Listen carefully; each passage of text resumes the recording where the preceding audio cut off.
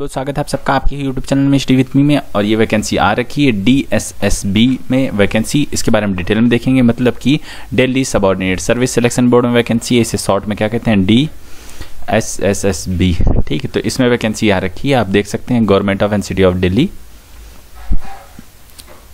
ठीक है, ये इसका एड्रेस वगैरह और आपका जो ऑनलाइन फॉर्म फिलअप होना वो इसी वेबसाइट पे होना www.dssb.delhigovernment.nic.in पर जाकर आप अपना ऑनलाइन एप्लीकेशन भी भर पाएंगे। देखिए इसमें लिख रखा शुरुआत में ही, और इस एप्लीकेशन का जो एडवर्टाइजमेंट है उसका नंबर क्या है 1/2019। ठीक है, ये देखिए ये यहाँ पर ये लिखा है। ठीक है, online application will be accepted. ध्यान रहे तो आपको सिर्फ क्या करना है, ऑनलाइन एप्लीकेशन ही भरने हैं। ठीक है, अब देखो थोड़ा सा आपके ऑनलाइन एप्लीकेशन शुरू हो जाएंगे 30 जनवरी से और ख़त्म कब होंगे 1 मार्च को। और इसमें वैकेंसी किसकी, जूनियर इंजीनियर के पदों पर वैकेंसी। तो डिटेल में देखेंगे हम, थोड़ा और आगे बढ़ते हैं। अब देखो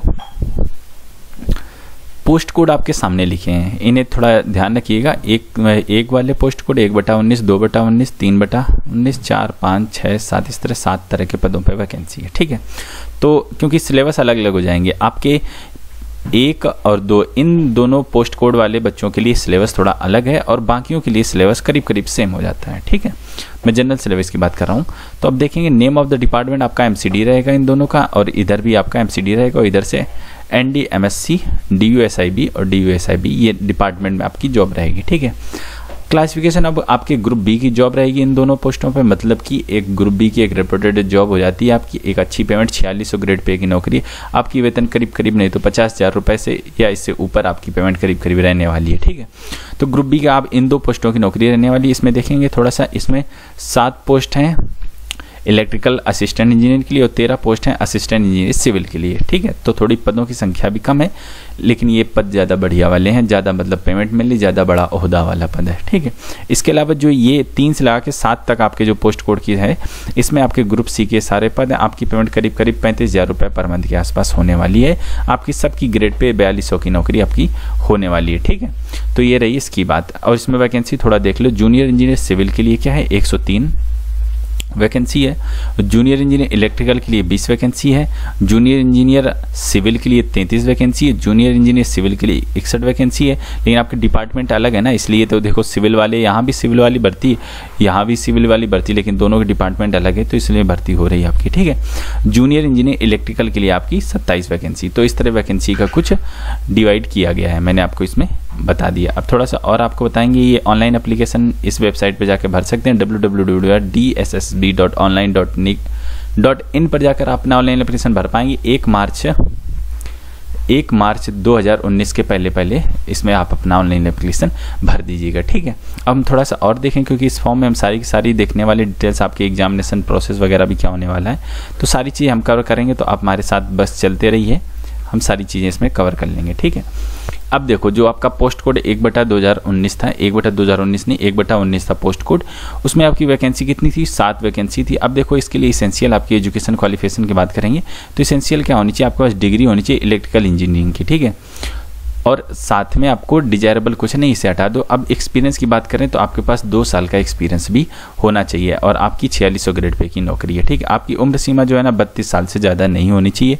किसी छूट मिलने वाली, कितनी छूट मिलने वाली ये हम थोड़ा सा नीचे आपको बताने वाले हैं। ठीक है, तो पोस्ट कोड 1/19 हमने देख लिया। अब देखेंगे पोस्ट कोड 2/19, इसकी बात क्या कि टोटल इसमें 13 वैकेंसी हैं। जो सिविल इंजीनियरिंग से ग्रेजुएट हैं बच्चे, मतलब कि बीटेक वगैरह कर रखा है सिविल इंजीनियरिंग वगैरह से, वो बच्चे इसमें अप्लाई कर पाएंगे। ठीक है, और आपके लिए 2 साल का इसेंशियल एक्सपीरियंस रिक्वायर्ड है। ठीक है, एक्सपीरियंस होगा तभी आप इसके लिए अप्लाई कर पाओगे। ठीक, आपका 4600 ग्रेड पे की नौकरी, करीब 50,000 रुपये पर मंथ से आपकी शुरुआत होने वाली। आपकी उम्र सीमा 30 से ज़्यादा नहीं होनी चाहिए। रिजर्व कैटेगरी की बात हम नीचे करेंगे। अब देखो 3/19 की बात करें पोस्ट कोड आपकी, तो यहाँ जूनियर इंजीनियर अब सिविल हो जाते हैं, जूनियर इंजीनियर सिविल शुरू हो जाते हैं, यहाँ से सिविल वालों की भर्ती है। तो अगर आपके पास डिग्री है सिविल इंजीनियरिंग अप्लाई कर सकते हो, और डिप्लोमा है और 2 साल का सर्टिफिकेट 2 साल का एक्सपीरियंस है आपके पास, तो आप इसके लिए अप्लाई कर पाओगे। ठीक है, 2 ईयर्स प्रोफेशनल एक्सपीरियंस है। अगर डिग्री है तो एक्सपीरियंस की नॉट रिक्वायरमेंट। अगर आपका डिग्री नहीं, डिप्लोमा है आपके पास, डिप्लोमा इन सिविल इंजीनियरिंग है, तो आपके पास 2 साल का एक्सपीरियंस होना चाहिए। कोई एक चीज़ हो जाए, चाहे आपकी ऊपर लाइन वाली एक चीज़ हो जाए ये वाली, या आपकी नीचे वाली एक्सपीरियंस के साथ में ये चीज़ हो जाए, ठीक है। और इसेंशियल कुछ नहीं है, 4200 ग्रेड पे एक नौकरी, करीब 35,000 रुपये के आसपास आपकी सैलरी होगी। अब देखो हम बात करेंगे 4/19 की, ठीक है। इसमें क्या डिग्री इलेक्ट्रिकल इंजीनियरिंग में तो ठीक है, डिप्लोमा अगर इलेक्ट्रिकल इंजीनियरिंग में तो साथ में 2 साल का एक्सपीरियंस होना चाहिए। सेम चीज़ आपके साथ भी 27 साल आपकी मैक्सिमम एज होनी चाहिए, ठीक। छूट किसे मिलेगी मैं आपको नीचे बताऊंगा, ठीक है।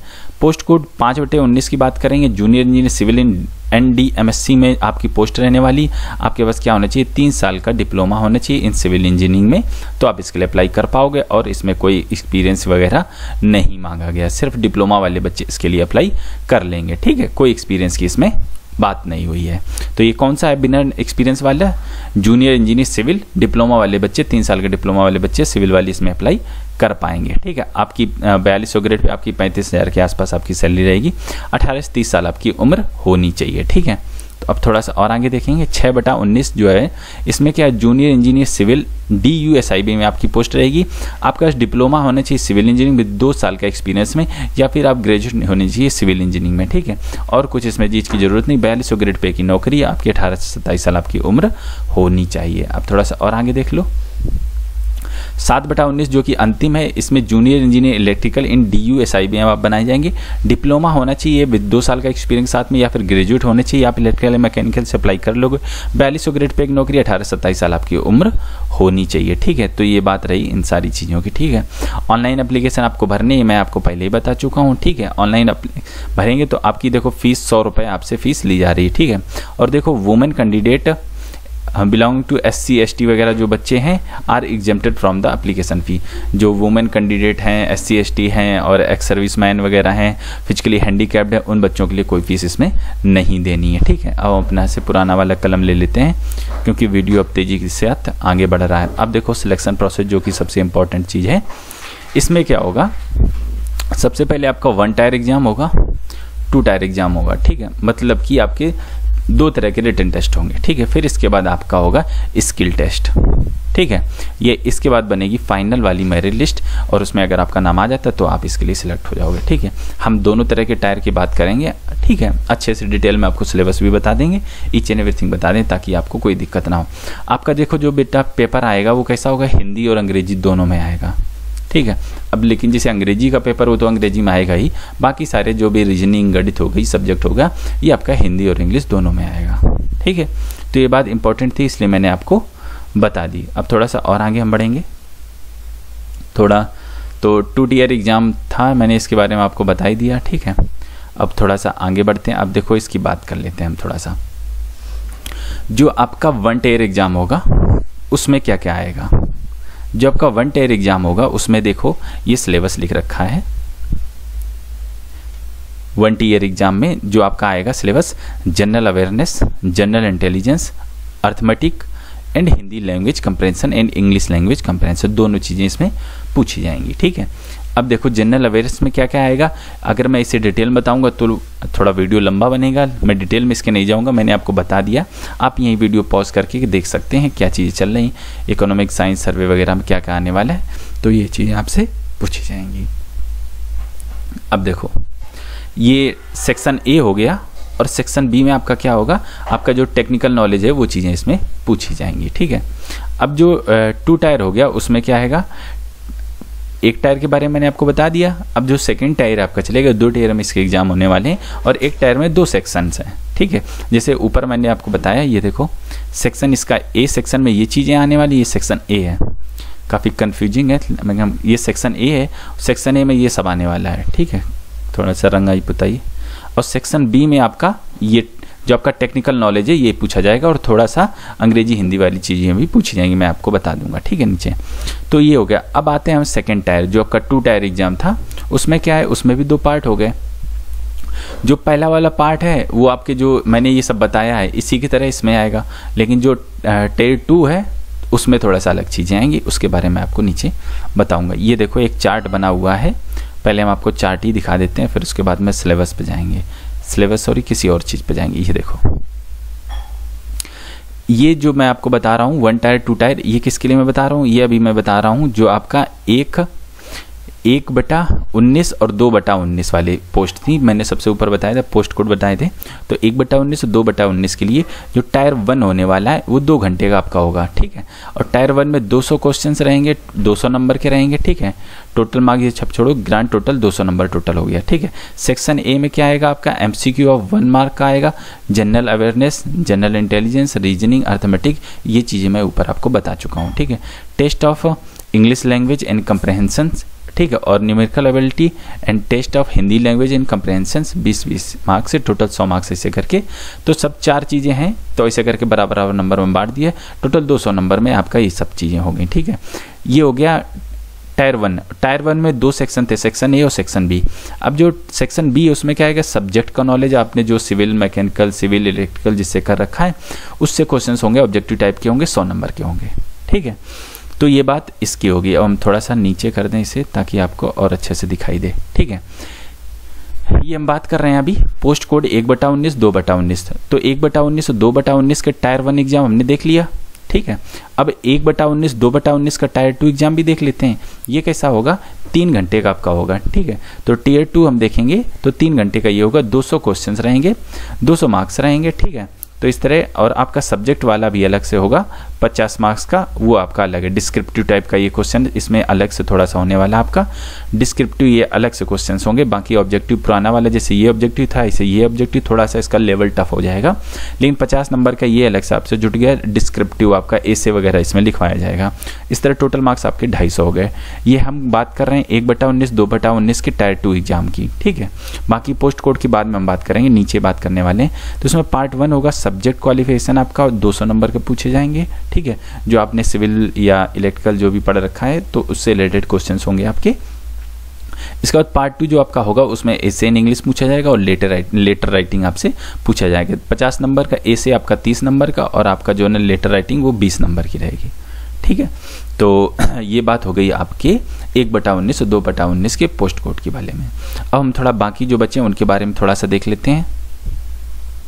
अब जो बाकी बची पोस्ट थी 3/19, 4/19, 5/19, 6/19 और 7/19। अगर आप भूल गए तो वीडियो को थोड़ा बैक करिए, फ्लैशबैक में जाइए, तो वहाँ से आप देख लीजिए ये पोस्ट कोड किन किन के लिए थे, ठीक है। तो मोस्टली ये डिप्लोमा होल्डर्स के लिए थे, बच्चों के लिए। तो अब देखो इसमें भी 2 टायर का एग्जाम होगा। टायर 1 के लिए ये बात है, टायर 2 के लिए ये बात है, ठीक है। अब देखो इसमें कोई अलग से आपका एग्जाम नहीं लगाया गया ऊपर वाले में, क्योंकि वो बड़ी पोस्ट थी भाई, 4600 ग्रेड पे एक नौकरी थी, पेमेंट भी 50,000 थी, ओहदा भी बड़ा था और वैकेंसियाँ भी कम थी। लेकिन इसमें वैकेंसियाँ ज़्यादा हैं, आपकी थोड़ी पेमेंट कम है, थोड़ा छोटा ओहदा है, ग्रुप सी की आपकी जॉब है। तो इसमें 200 क्वेश्चन, 200 मार्क, ठीक है, टोटल 200 हो गया। और आएगा क्या क्या, जनरल अवेयरनेस, ये सारी चीज़ें मैं आपको, और जनरल अवेयरनेस में क्या आएगा ये सारी चीज़ें मैं आपको ऊपर बता चुका हूँ, ठीक है। और जो टायर 1 का एग्जाम है सेक्शन ए में ये चीज़ें, और सेक्शन बी में आपका सब्जेक्ट नॉलेज 100 नंबर का, ठीक है।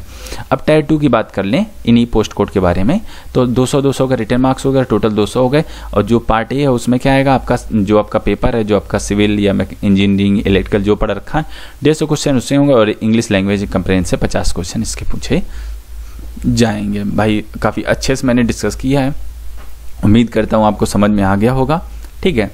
तो इस तरह मैंने आपको बता दी। और निगेटिव मार्किंग आपकी रहेगी, अगर गलत किया ऑब्जेक्टिव टाइप के पेपर में तो 1/4 नंबर तुरंत काट लीजिए, ध्यान रहे। तो गलत इसमें मत करिएगा, जो करिएगा सही करिएगा, ठीक है। अब जब आपके ये दोनों टीयर के एग्जाम हो जाएंगे, क्योंकि आप कोई भी पोस्ट कोड है तो उसमें 2 टीयर एग्जाम है, टीयर 1, टीयर 2। ये होने के बाद आपका होगा स्किल टेस्ट, ठीक है। स्किल टेस्ट होने के बाद फिर आपकी बनेगी फाइनल मेरिट लिस्ट, और मेरिट लिस्ट बनने के बाद आपके जो भी बच्चे आ जाएंगे, देखिए मिनिमम आपको जनरल वालों को 40% नंबर सिक्योर करने हैं, ओबीसी दिल्ली वाले को 35%, एससी एसटी फिजिकली हैंडीकैप वालों को 30% और एक्स सर्विसमैन वालों को 30%।